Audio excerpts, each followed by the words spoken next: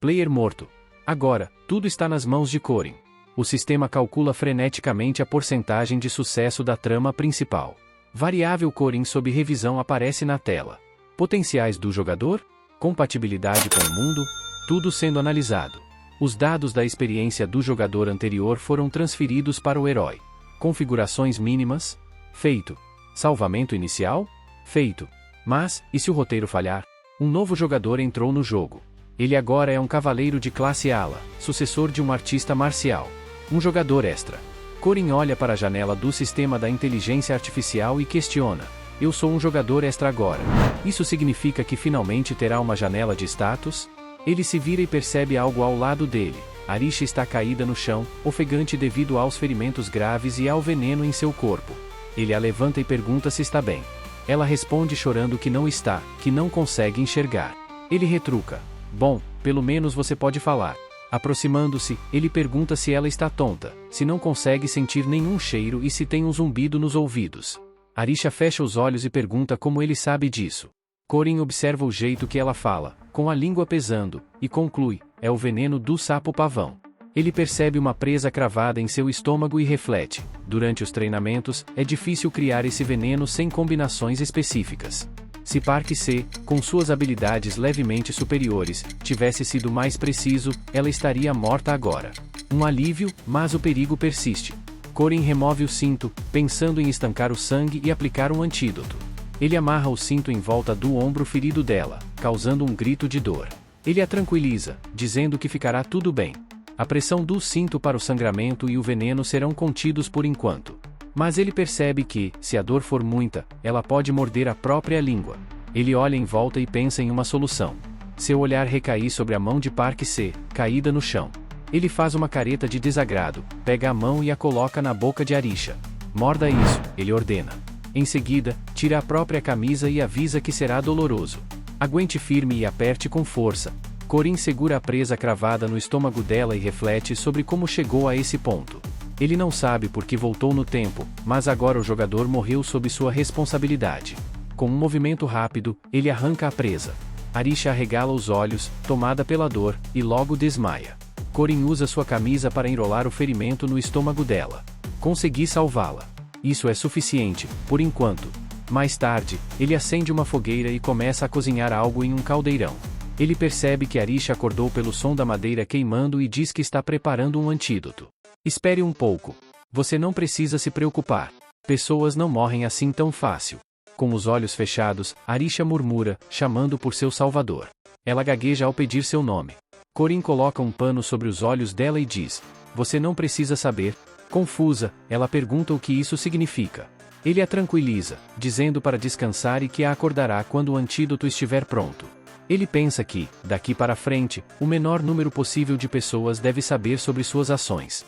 Enquanto isso, Corin desenha um círculo no chão com um galho pequeno. É hora de esclarecer as coisas. A história se chama Ahan, Lendas Heroicas. Como o nome sugere, é sobre um herói. À medida que o jogador resolve incidentes e acidentes na academia, ele se torna o herói e salvador do mundo.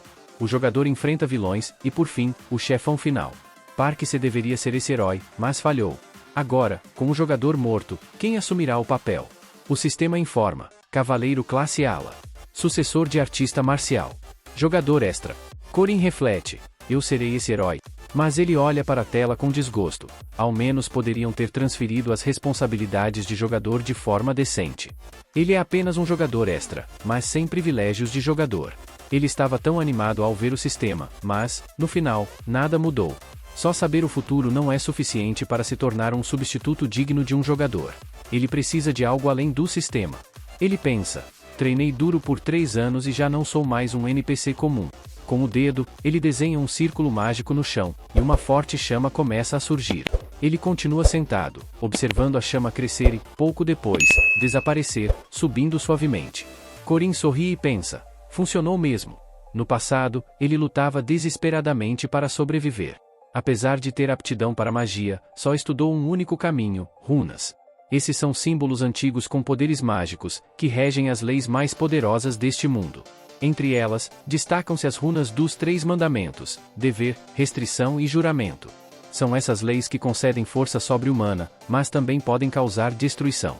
Corin decide gravar as 3 runas em seu corpo. Ele morde o dedo para fazer o sangue escorrer e, com ele, começa a desenhar uma runa em sua outra mão. O sangue se transforma em runas que queimam em sua pele, mas ele suporta a dor. Ele pensa: a primeira runa será o dever. Esse mandamento concede poder extra ao lançar uma promessa. Pode ser algo simples, como prometer não comer frango, mas, nesse caso, o aumento de poder seria mínimo. Para ganhar mais força, é necessário fazer um juramento exigente, que ele deverá cumprir até o fim. Ele então declara: eu me comprometo a nunca ignorar o sofrimento de pessoas boas. O sistema notifica que ele fez o juramento e que suas características aumentarão à medida que ele cumprir essa missão. Caso contrário, as penalidades serão severas. Corin, determinado, morde outro dedo e começa a desenhar a segunda runa, restrição. Ele grava a runa em sua outra mão e sente uma dor intensa. O sistema o informa sobre a ativação dessa restrição. Ele não terá percepção espiritual. Corin reflete: neste mundo, todos possuem percepção espiritual. Existem fantasmas e elementais que só interagem com aqueles que possuem essa habilidade. Com a percepção espiritual zerada, ele está completamente protegido contra tais criaturas. No entanto, a falha em cumprir esse mandamento aumenta o dano recebido de inimigos em 600%. Por outro lado, para inimigos materiais, o dano causado por ele será 50% maior. Agora, falta a última runa, o juramento. Essa runa carrega um grande risco, pois usa o peso da promessa como fonte de força. Ele lembra que, em sua vida anterior, tanto ele quanto Park-se evitavam usar essa runa. No entanto, mesmo aqueles que exploravam tudo do sistema acabaram falhando. Ele pensa: não há motivo para temer. Vou fazer um juramento digno de um verdadeiro guerreiro. Com isso, ele sela seu compromisso. O sistema confirma a ativação dos 3 mandamentos. Falhar em cumpri-los resultará em morte certa. Algum tempo depois, Arisha acorda após um longo sono. Ela se surpreende ao perceber que está deitada em uma cama cara, em um lugar desconhecido. Sentindo dores das feridas recentes, ela pergunta à enfermeira ao lado onde está. A moça responde que ela está no hospital de emergência da cidade de Mapa. Arisha questiona sobre quem a trouxe. A enfermeira, um pouco envergonhada, responde que ele já havia partido. Surpresa, Arisha pergunta se ele saiu há pouco tempo. A jovem enfermeira hesita, mas diz que, por enquanto, Arisha não pode se mover. Arisha olha ao redor e nota uma bolsa em cima de um armário. Curiosa, pergunta se pertence ao seu salvador. Observando o cinto usado para amarrar seu ombro ferido, ela percebe que ainda há sangue nele. Ela desvia o olhar e chama pela enfermeira novamente. A moça, assustada, pergunta o que ela deseja. Arisha, com um leve sorriso, pergunta se há balas de mel à venda por perto. A enfermeira, confusa com a pergunta, responde que Arisha precisará ficar de repouso por 3 dias. 3 dias depois, Corin se prepara para a cerimônia de entrada na Academia Marabá. Ele verifica sua carteira e percebe que precisa de um cartão de identificação estudantil. Nesse momento, nota uma carta estranha. Sem se lembrar de tê-la colocado ali, ele a abre. Dentro, lê uma mensagem. Meu filho, você não faz ideia de como estamos orgulhosos de você. Como um grande defensor, torne-se alguém que protege muitas pessoas. Comovido, Corin pensa: quando colocaram essa carta aqui? Ele lembra de como era um garoto sem talentos, mas, mesmo assim, tinha uma família. Desde que chegou a este corpo, agiu de forma estranha, mas ainda foi tratado como parte da família. Isso o fez amar sua nova vida. E é aí que Corin percebe a maior diferença entre ele e Park-se. Ele encontrou algo pelo qual lutar. Mais tarde, na estação de trem. Enquanto os novos estudantes desembarcam, é possível notar diversos jovens com expressões de surpresa e empolgação, olhando em todas as direções. Um deles comenta, surpreso: sério, tem mesmo tantos trens aqui? Então esta é a Academia Marabá. Uma garota de cabelos azuis acena para os alunos e os cumprimenta com um sorriso amigável. Sejam bem-vindos, novos estudantes. Reúnam-se aqui. Ela avista Corin e se aproxima. Você também é novo, não é? Pergunta, com curiosidade. Corin confirma com um aceno e se apresenta. A garota arregala os olhos, admirada. Nossa, você é muito alto. Deve comer muito, né? Ela pega uma batata e, com uma expressão gentil, estende a mão. Quer comer uma? Algum tempo depois, enquanto um dos trens partia, a garota aponta pela janela e comenta. Aquele prédio ali é o Salão da Ciência. É lá que os magos estudantes realizam suas pesquisas. Seu nome era Maria Dunf, uma maga de primeira classe e aluna do 2º ano da academia. Embora sua aparência e atitude fossem acolhedoras, havia algo nela que a destacava. Em breve, o destino revelaria que Maria se tornaria a chefe final do primeiro arco desta história, uma figura marcada pela profundidade do desespero. Mais tarde, quando os estudantes estavam prestes a desembarcar, Maria ofereceu a cada um uma batata doce. Enquanto o trem se afastava, ela acenava e desejava sorte a todos. Nos vemos novamente em breve. Os alunos chegaram ao Salão da Liberdade, na Academia Marabá. Corin percebeu um círculo mágico no chão e pensou: isso é magia de expansão espacial. De repente, todo o salão foi mergulhado na escuridão, assustando os estudantes. Um deles gritou: o que está acontecendo? Alguém consegue enxergar alguma coisa? Nesse caos, apenas Corin permaneceu calmo. Uma voz grave ecoou pelo ambiente: não entrem em pânico, crianças. Corin reconheceu imediatamente a voz. Velho Armon, ainda é a mesma de antes. Ele percebe que aquilo era apenas uma introdução ao que viria a seguir, algo como um campo de treinamento. Nesse mundo, a história da humanidade é uma luta constante contra os demônios, e as armas mais eficazes contra essas criaturas são os super-humanos que dominam a aura e mana. A Academia Marabá treinava exatamente esse tipo de pessoas. Um homem surgiu no meio dos alunos, bocejando casualmente, e os cumprimentou. Bem-vindos. Eu sou o professor Permac Deon, responsável pela cerimônia de recepção dos calouros deste ano. Corin sorriu de leve, lembrando-se do professor, alguém que ele não via há muito tempo. Permac Deon continuou: vocês estão aqui para se tornarem cavaleiros e magos. E, já que vieram, provavelmente conseguirão suas licenças. Mas vou logo avisando, não gosto de ver fracos andando por aí de cabeça erguida. Então, quero testar suas habilidades. Uma janela do sistema apareceu diante de cada estudante, exibindo suas estatísticas. Corin leu a dele e sentiu uma ponta de frustração. Nome: Corin. Nível de aura: 680 pontos, muito baixo. Nível de mana: 120 pontos, extremamente baixo. Habilidade: 0, nulo. Pontuação geral: 6º rank, muito baixo. Ele pensou, incomodado. Meu desempenho é simplesmente terrível. Permac Deon explicou: o que vocês veem à sua frente é a avaliação geral de cada um. Quero que se posicionem na fila correspondente ao seu rank. Corin se dirigiu à fila do 6º rank e olhou ao redor, contando aproximadamente 400 alunos. Ele era um dos piores entre eles. Permac sorriu, com um ar de superioridade, e desejou: boa sorte na batalha. De repente, todos os estudantes nos 4 últimos ranks começaram a ser transportados para um local desconhecido. Enquanto isso, em outro ponto da academia, alguém observava o grupo de alunos envolto em bolhas de energia e comentou: há muitos calouros talentosos este ano. Uma garota usando um chapéu grande e óculos respondeu: não faz sentido avaliar os alunos do 1º e 2º ranks agora. Deixem-nos esperar até que os outros terminem os testes.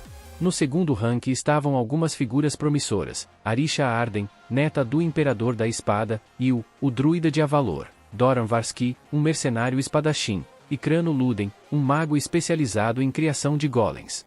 No 1º rank, havia apenas um aluno, H. Warren, um celestial de destaque. A garota de óculos observava os dados e murmurou, surpresa. Nunca imaginei que matriculariam alguém assim como calouro. Ao lado dela, um homem perguntou: vale a pena sequer considerar o 6º rank? Afinal, nem os do 5º rank têm muito o que mostrar. Tudo começa com uma atmosfera carregada de tensão. O diretor, com sua postura imponente e um olhar que parece atravessar a alma, encara a maga Josephine. Ela, firme, mantém os braços cruzados e deixa claro, pelo brilho nos olhos, sua irritação crescente. Josephine, o propósito deste teste é simples, diz o diretor, ajustando os óculos com tranquilidade. Não estamos aqui para avaliar apenas força bruta. Queremos descobrir aqueles que sabem pensar, se adaptar e aprender. Não os que agem apenas por impulso. Josephine ergue uma sobrancelha, a voz carregada de sarcasmo. Aprender? Forçando-os a enfrentar desafios extremos, sem preparo? Diretor, eles são estudantes, não guerreiros experientes.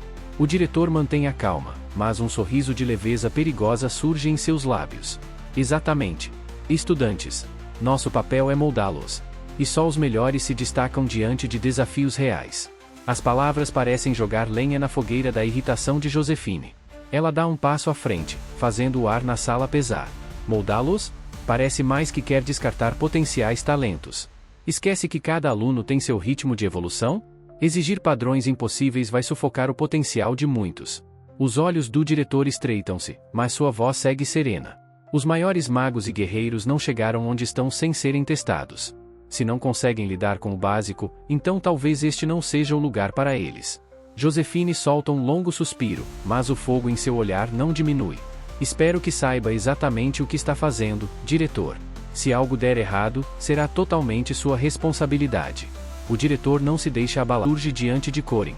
Dentro, repousa uma espada. Corin observa ao redor, atento, enquanto uma voz informa que monstros aparecerão em 30 segundos.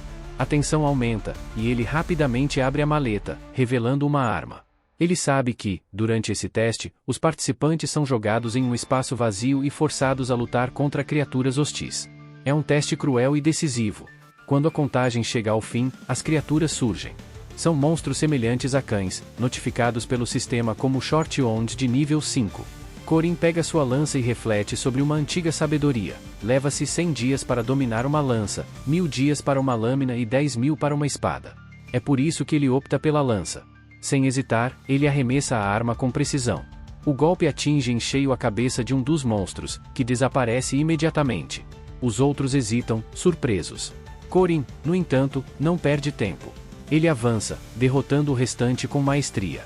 Em apenas 12 segundos, todos os monstros foram eliminados. Enquanto isso, os professores, que observam tudo em silêncio, trocam olhares incrédulos. Um deles comenta que, em sua época, levar menos de 1 minuto para derrotar criaturas de nível 5 era algo impensável. Mas algo estranho começa a acontecer. Mesmo após sua performance impressionante, o sistema continua invocando os mesmos monstros. Corin percebe a repetição e franze a testa. Por que o teste não avança? Irritado com a monotonia, ele decide acabar com tudo de uma vez, eliminando vários monstros com um único movimento. Os professores, agora intrigados, começam a discutir.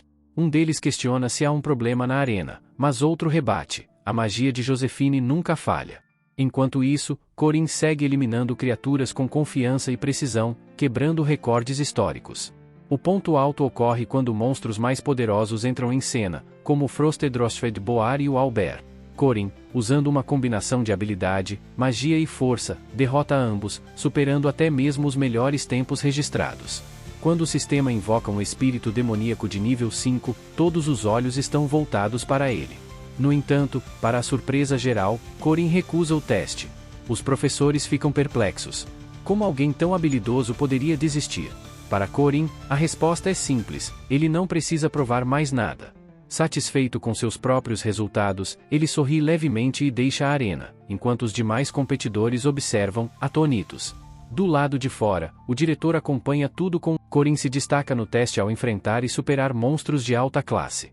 Ele desqualificou o 5th Level Ghost e enfrentou com sucesso um 4th Rank Witch Spirit e uma 3rd Rank Banshee. Nos testes de combate contra monstros, Corin quebrou recordes ao derrotar os Short Wounds de classe F, o Frostedrosfed Boar de 4ª classe e o Albert de 3ª classe. Quando reaparece no espaço reservado aos professores, ele sorri com tranquilidade e comenta que fizeram um bom trabalho. Os instrutores, surpresos com sua atitude e desempenho, questionam silenciosamente: quem é esse garoto? Mais tarde, Corin se junta à multidão de estudantes que também participaram do teste. Um garoto entre eles pergunta ao amigo sobre o rank que ele conseguiu. O segundo garoto responde, preocupado, que alcançou a 4ª classe e que isso não é um bom sinal. Ele então devolve a pergunta, curioso. O primeiro garoto ri e revela que conseguiu o 3º rank. Surpreso, o amigo exclama: então você conseguiu matar o Albert e a Banshee? No meio do grupo, destacava-se Joerger Inspeter, com um sorriso pretensioso e um ar de superioridade. Corin percebe sua presença e pensa: esse idiota é o mesmo que arrumou confusão com aquele jogador no começo da história. Park se irritou e o eliminou sem hesitar. Ele pode ser arrogante, mas nessa idade, é quase normal. O problema foi aquele Park ser insano. Enquanto observa, um dos estudantes comenta sobre os alunos de 5ª classe, insinuando que deve ter sido humilhante perder intencionalmente. Outros zombam dos que não conseguiram sequer derrotar os Short Wounds ou os Ghosts. Nesse momento, Corin avista Lark entre os alunos de 5ª classe e reflete: na minha vida anterior, esse cara nunca superou seu complexo de inferioridade. Ele me caluniou e também atacou Park C, mas teve o mesmo destino miserável. Logo após, um homem se aproxima do microfone e limpa a garganta. Ele cumprimenta os alunos com um bom dia e se apresenta como o presidente do comitê da Iril Kasser. Com uma expressão gentil, ele declara: vocês entraram nesta academia para se tornarem mais fortes. Alguns de vocês já provaram seu valor, enquanto outros ainda têm um longo caminho a percorrer. Não posso garantir que alcançarão tudo o que desejam após a formatura, mas espero que encontrem o caminho certo. Nós estamos aqui para ajudar vocês no primeiro passo. O segundo dependerá apenas de vocês. O discurso termina, e os alunos começam a se dispersar. Enquanto caminha pelos corredores, Juerger, com sua típica arrogância, declara que agora é um cavaleiro de terceira classe. Ele avista Lark sentado contra a parede, lendo um livro, e o chama em voz alta. Lark levanta a cabeça assustado e pergunta o que Juerger quer. Com um tom debochado, ele pergunta: "Qual é o seu rank, Lark?" Confuso, Lark responde hesitante: "Quinto rank." Juerger ri alto e provoca: "Quinto rank? Nem conseguiu derrotar um Ghost ou um Short On. Sério?" Nesse momento, Corin se aproxima com um sorriso amigável e coloca o braço em volta de Lark. Juerger se vira para ele e pergunta com um tom de curiosidade: "E você, quem é?" Corin aponta para a tatuagem no braço de Juerger e comenta, como se estivesse impressionado: "Que tatuagem incrível! Foi feita por um artista muito habilidoso, né? Parece muito bem feita. É seu tipo sanguíneo? Para emergências médicas?" Juerger, todo orgulhoso, explica que foi sua mãe quem fez. Ele mostra outras tatuagens no braço e comenta com alegria: "Minha mãe começou trabalhando com molduras, mas fez essa tatuagem a meu pedido. Ela é incrível, não acha?" Corin, ainda fingindo surpresa, elogia o trabalho. Ele pensa consigo mesmo: "Na minha vida passada, a mãe dele veio até a academia preocupada com a segurança dele. Essas tatuagens não eram para exibição, mas um gesto de proteção materna. O coração de uma mãe é mesmo incrível." Arisha, observando de longe, percebe a interação e pensa: "Esse garoto é diferente. Ele parece ser uma boa pessoa." Ela sorri ao ver a maneira como Corin lida com os outros e reflete que ele salvou alguém que estava sendo intimidado. Enquanto isso, Corin avalia a situação. Ele acredita que conseguiu causar uma boa impressão em Lark, pois agora o jovem o vê de forma positiva. Corin ri internamente e conclui: "Lark será meu próximo trunfo. Ele vai me fornecer habilidades importantes, como um livro de habilidades gratuito." Mais tarde, Corin explora as instalações da Merhaba Academy. Ele reflete sobre os benefícios que a academia oferece, como comida acessível no refeitório e um ginásio de treinamento gratuito que torna possíveis até os treinos mais desafiadores. Em um desses treinos, ele luta contra espíritos que são invisíveis aos olhos. Outros estudantes comentam surpresos: "Olhem para ele. Esse novato está enfrentando espíritos." Esse tipo de treino geralmente só acontece no segundo semestre. Durante o combate, um espírito acerta a testa de Corin, mas ele mantém a calma.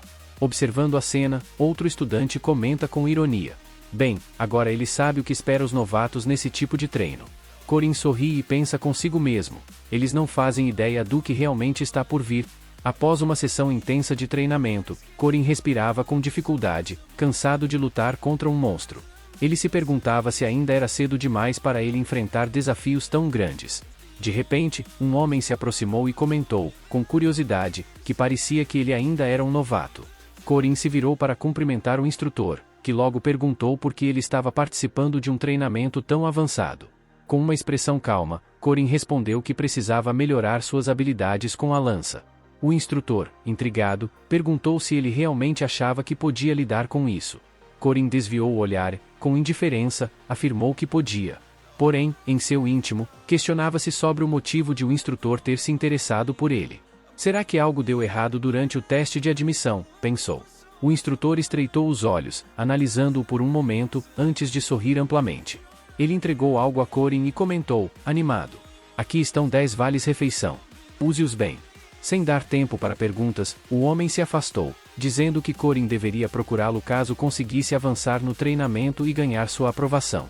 Surpreso, Corin segurou os vales com as mãos trêmulas. "Eu realmente fiquei assustado por um momento, mas parece que ele só queria mostrar boa vontade. Isso é um bom sinal, certo?" pensou com um suspiro de alívio. Enquanto ele processava o ocorrido, Maria, uma colega de treinamento, observava-o silenciosamente à distância. Corin então retomou o treinamento, enfrentando um espírito com sua lança. Os golpes entre eles eram intensos, mas em certo momento, o monstro conseguiu acertar um golpe poderoso em Corin, jogando-o ao chão. Com a respiração pesada e dores pelo corpo, Corin permaneceu deitado por um instante, olhando para o teto. De repente, algo pousou sobre seu rosto, um lenço. Ele o tirou e viu Maria ao seu lado, segurando um copo vazio. Está sendo difícil, não é? Perguntou ela. Corin concordou, admitindo que era exaustivo. Maria conjurou água com magia, enchendo o copo, e o entregou a ele. Você trabalhou duro. Beba. É assim que você se acostuma. Um dia, tudo vai dar certo. Corin segurou o copo, mas pensava em algo distante. Não há próximo dia para mim. Talvez houvesse, há 3 anos, quando eu tinha Parque C ao meu lado. Tínhamos janelas de status, poções, livros de habilidades. Mas tudo isso acabou quando eu o matei. Agora, é tudo por minha conta. Ele devolveu o copo a Maria e agradeceu. Com um sorriso, declarou que podia desistir a qualquer momento, mas que escolhera seguir em frente. Levantando-se, ele pegou sua lança e afirmou: vou me tornar o mais forte. Determinado, Corin voltou ao combate contra o espírito. Ele sabia que o primeiro passo era entender os limites de suas habilidades. Ele começou a testar suas técnicas. Golpe da cobra sinistra, corte de vento, contra-ataque bloqueador, rotação reversa dos céus e arremesso da montanha. Após cada tentativa, ele respirava com dificuldade, exausto, mas não desistia. Eu não tenho um corpo extremamente forte, magia poderosa ou uma aura formidável. Saber o futuro não significa nada em uma batalha contra monstros ou gênios. Minha única vantagem é que vou trabalhar mais duro do que qualquer outro. Ele apertou a lança com força e decidiu continuar. Esses 3 anos de vida não serão em vão. Assumindo uma postura de combate, ele usou a habilidade Serpente do Desastre. Corin correu em direção ao espírito, girando sua lança. Quando estava perto o suficiente, ele lançou a arma em direção ao monstro. O espírito desviou do ataque, e Maria, que observava de longe, pensou que Corin havia desistido. Mas, para sua surpresa, Corin rapidamente alcançou a lança que havia lançado e a recuperou. Com um movimento ágil, ele apareceu atrás do espírito, pronto para usar a habilidade Serpente da Calamidade. Com um golpe preciso, ele acertou o monstro pelas costas, fazendo-o desaparecer instantaneamente. A força do impacto gerou uma energia tão poderosa que ecoou por todo o salão de treinamento. Maria, boquiaberta, observava. Palavras comuns como forte ou incrível pareciam inadequadas para descrever Corin. Ele é simplesmente incrível, pensou. Após o combate, Corin desabou no chão, exausto, mas com um sorriso satisfeito no rosto. Ele sabia que estava apenas começando. Chão, completamente exausto. Maria, ao vê-lo naquele estado, correu até ele preocupada. Você está bem? Perguntou ela, confusa com o estado dele. Corin tremia de cansaço, mal conseguindo responder. Ele pensou consigo mesmo: acho que exagerei com esse corpo, ainda não estou no meu limite, mas preciso ser mais cuidadoso. No dia seguinte, Maria cumprimentava os novos alunos com um sorriso caloroso enquanto os guiava pelos corredores da academia. Hoje, vamos explorar as instalações da academia, disse ela com entusiasmo, enquanto os calouros a seguiam. Enquanto isso, Corin, distante da multidão, comia um pedaço de pão simples e refletia: preciso cuidar do meu corpo antes de tudo. Para lutar adequadamente, tenho que melhorar minhas habilidades físicas. Sem elixires, há apenas uma coisa que pode me ajudar: os mandamentos. Ao pensar nisso, Corin olhou para Lark, um estudante exemplar que passava por perto. Ele se aproximou, surpreendendo-o com um abraço. Ei, amigo! Vamos comer juntos? Perguntou Corin com um sorriso caloroso, mas logo sussurrou em seu ouvido. Também quero conversar sobre o Grimoire. Um Grimoire, ele explicou, é um livro de habilidades. Ao ler o que está escrito nele, é possível adquirir novas habilidades ou características. A biblioteca da Academia Meraba, conhecida por seu tamanho impressionante, também serve como um repositório desses grimoires. Corin olhou para Lark novamente e comentou: se alguém quiser esconder uma árvore, o melhor lugar é uma floresta, não é? Lark, confuso, assentiu, mas pediu que Corin cumprisse sua palavra. Corin sorriu e garantiu que, ao atender às condições, Lark receberia um grimoire com uma habilidade especial. Ele sabia que Lark era um estudante dedicado, mas lembrou que, mesmo com muito conhecimento teórico, magos de baixo nível e pouca mana não conseguem resultados impressionantes. Porém, os grimoires eram outra história. Enquanto verificava os livros da biblioteca, Corin abriu acidentalmente uma passagem secreta na parede. Lark, surpreso, perguntou: isso é uma porta secreta? Como você encontrou isso? Corin, sem responder, correu para dentro. Venha comigo. Lark, ainda confuso, seguiu Corin por um corredor escuro. Isso é assustador, murmurou ele. De repente, Corin parou e se virou. É hora de cumprir nossa promessa. Vamos fazer o nosso melhor. Antes que Lark pudesse perguntar o que ele queria dizer, Corin o atingiu com um soco forte, deixando-o inconsciente. Precisamos começar, disse Corin, com uma expressão sombria. Ele abaixou-se ao lado do corpo de Lark, pensando: vim aqui para ajudá-lo, mas também preciso completar uma missão especial. Se conseguir capturar o espírito certo aqui, obterei o fragmento oculto que desejo. Mas havia um problema. Corin percebeu uma figura enorme surgindo no corredor. Savantha Duque, um espírito demoníaco poderoso. Ele era um antigo senhor da guerra que governou o sul há 800 anos. Corin sabia que a missão era praticamente impossível. Savantha Duque manipulava várias esferas mágicas acima de sua cabeça, disparando-as contra Corin.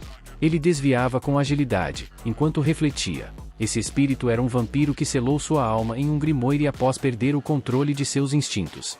Agora, ele está preso aqui, e a missão exige que eu use seu poder. Corin chamou o nome de Savantha Duque, surpreendendo o espírito. Não pode me ver, pode? Perguntou Corin com um sorriso provocador. Ele levantou o corpo inconsciente de Lark e comentou: vamos fazer isso do jeito difícil, então. Savantha Duque entrou no corpo de Lark, ativando um poder avassalador.